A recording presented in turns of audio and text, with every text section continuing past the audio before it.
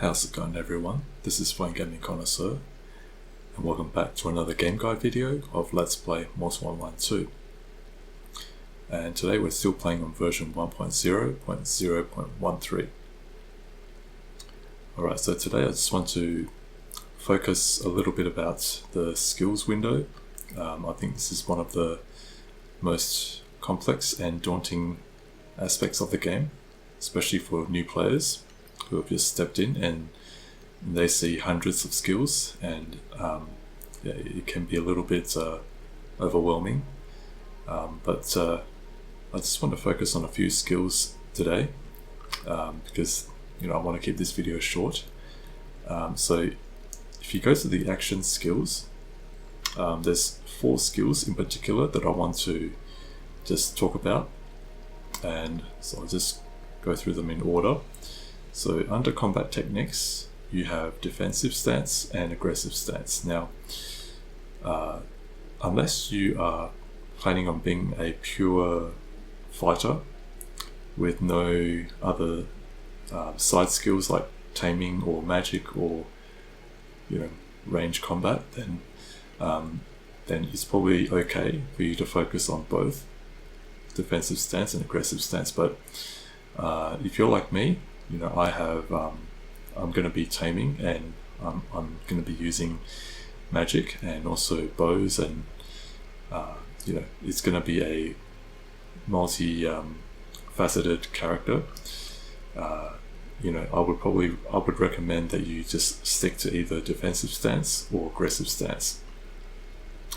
Now, if you're going to be a tanky character, that is, you wear heavy armor, like plate armor or something along those lines, then I would recommend that you go with defensive stance, because it increases the amount of damage that you absorb, and also a 0 to 5% damage.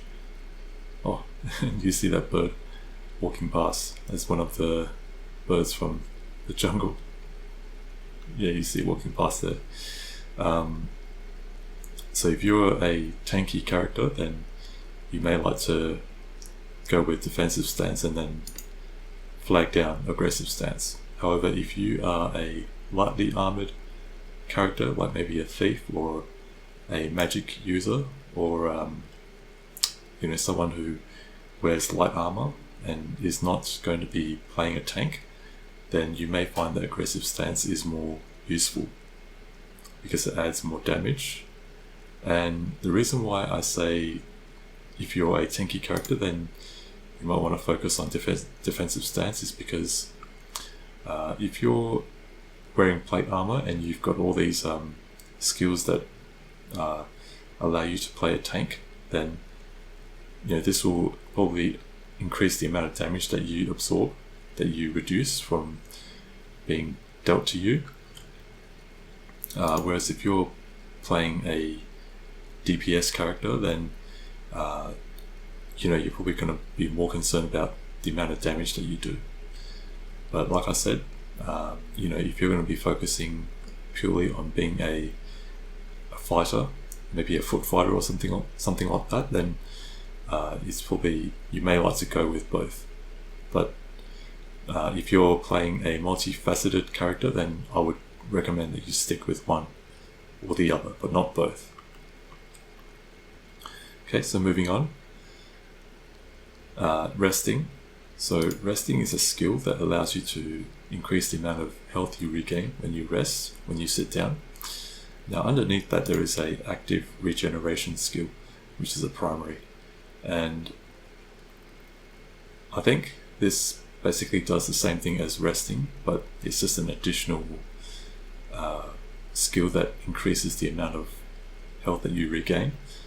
And personally, I don't feel that this is very useful for me, because unless you want to be someone who can regain a lot of regain a lot of health when you sit down, then you probably find that it's not going to be all that useful.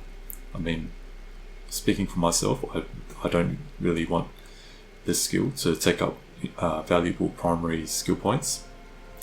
And also later on, when you get passive regeneration, I think this skill will become pretty much obsolete. So I kind of feel that SV might want to change this to secondary, and maybe make passive regeneration a primary skill instead, because I just feel that this is just doing the same thing as resting and not really adding anything new to the equation. So another skill that I think you might want to just pay attention to is armor training. Now, armor training basically allows you to dictate how much armor weight you can carry without becoming encumbered. So if you have, let me just bring up my character window.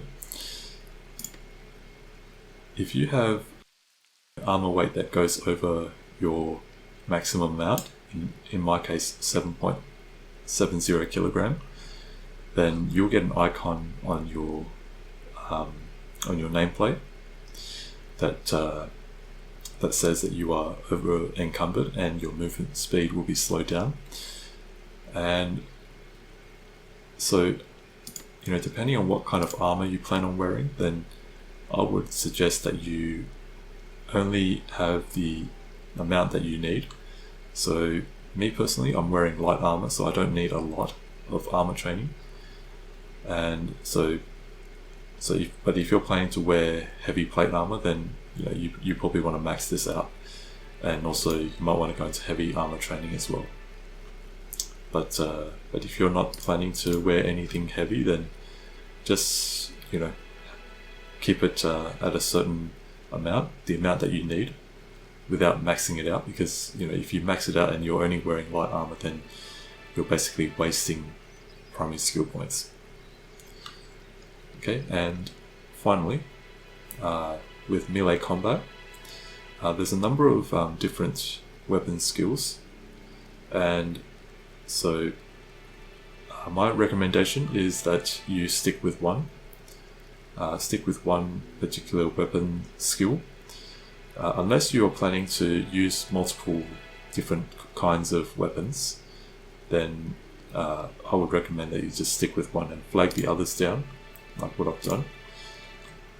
Because if you're not watching your skills window that much, then you might find that every time you switch to a different weapon, then the skill points will go up, and pretty soon all your skills, primary skills, will be eaten up by your. It can be eaten up by your melee combat skills.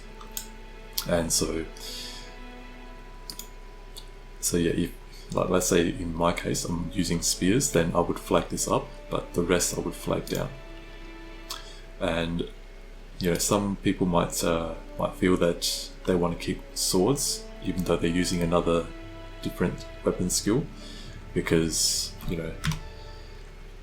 let's say in the event of death and they have to use their short sword, then they might want to keep the sword skill. But personally, I don't think this is necessary, because the short sword that you start off with is already so weak that it's not really gonna make much of a difference, and it's not really recommended. I think it's just going to be a waste of primary skill points if you keep the sword skill just for the sake of your short sword, because the vast majority of crafted weapons are going to be exponentially more powerful than the short sword will ever be. So you only keep the sword skill if you plan on using player crafted swords, or if swords is your main weapon skill.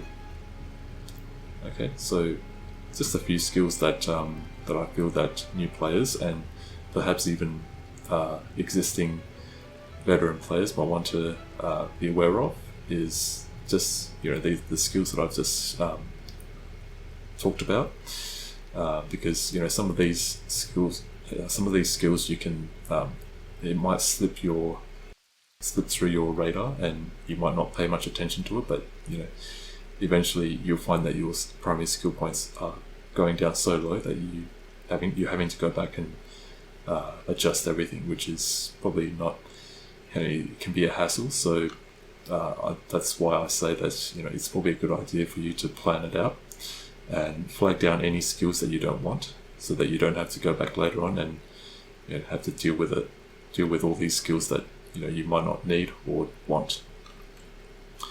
Okay, so I'll just keep it at that. Like I said, I want to keep this video short, but if you have any questions regarding other skills in either the action skills or profession skills, then please feel free to leave a comment in the section below, and I'll try my best to answer them. I don't claim to know everything, so but I'll try my best to provide an answer as best as I can. So thank you very much for watching, and please do remember to like, comment, subscribe, and share. I'll look forward to seeing you guys next time in the next video. But for now, thank you for watching. This is Fine Gaming Connoisseur. Take care and have a good day.